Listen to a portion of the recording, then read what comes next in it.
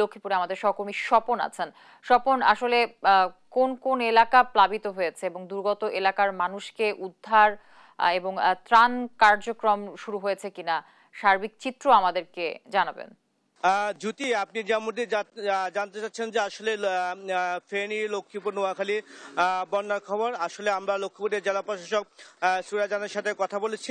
তিনি আমাদেরকে জানিয়েছেন যে আসলে লক্ষ্মীপুরে বন্যা হয়নি। লক্ষ্মীপুরে যে খালগুলো আছে, বিশেষ করে খালগুলোতে কিছু প্রভাবশালী মানুষ বাদ দিয়ে তারা মাছ চাষ করার কারণে লক্ষ্মীপুরে জলাবদ্ধতার সৃষ্টি হয়েছে। লক্ষ্মীপুরে গত 5 থেকে 6 দিন টানা বৃষ্টির কারণে লক্ষ্মীপুরের 4টি উপজেলার নিচু এলাকায় পানি জমে জলাবদ্ধতার সৃষ্টি হয়েছে। জেলা প্রশাসক, লক্ষ্মীপুর জেলা প্রশাসক তিনি আমাদেরকে জানিয়েছেন যে বৃষ্টি কমে গেলে লক্ষ্মীপুরের যে নিম্ন অঞ্চলে পানি জমেছে সেই পানিগুলো দ্রুত কেটে পড়বে। এছাড়া তিনি আমাদেরকে আরো জানিয়েছেন যে লক্ষ্মীপুরের যে কমলনগর, রামগতি, রায়পুর এবং সদরের যে ইউনিয়নরা আছেন তারা এখন এবং এসেছিলেন, তারা মাঠে কাজ করছে। যেসব খালে মাছ চাষ করার জন্য বাদ দিয়ে মাছ চাষ করা হচ্ছে সেসব খালগুলো কেটে দিচ্ছে। তিনি আশা প্রকাশ করছেন যে লক্ষ্মীপুরের যে পানিগুলো জমছে সেগুলো দ্রুত নদীতে চলে যাবে।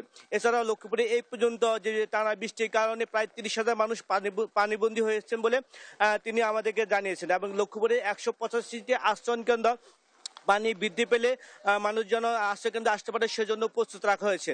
এখন পর্যন্ত 185টি আশ্রয়কেন্দ্রে জেলা প্রশাসক যেটি জানিয়েছেন যে 100 জন মানুষ আশ্রয় নিয়েছে এবং যারা পানিবন্দী হয়ে আছেন তাদের জন্য শুকনো খাবারের ব্যবস্থা করেছেন। লক্ষ্মীপুরের জেলা প্রশাসন থেকে হটলাইন চালু করা হয়েছে। যারা হটলাইনে যোগাযোগ করছে তাদেরকে লক্ষ্মীপুরে প্রশাসনের লোকজন গিয়ে পানি দিচ্ছেন।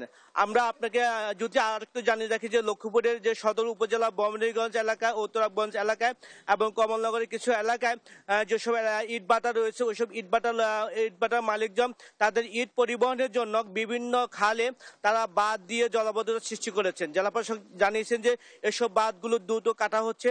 তিনি আশা করতেছেন যে আজ এবং কাল যদি বাঁধগুলো কাটা সম্পূর্ণ হয়ে যায় তাহলে লক্ষ্মীপুরের যে নিম্নাঞ্চলে পানি জমেছে সেসব পানি চলে যাবে।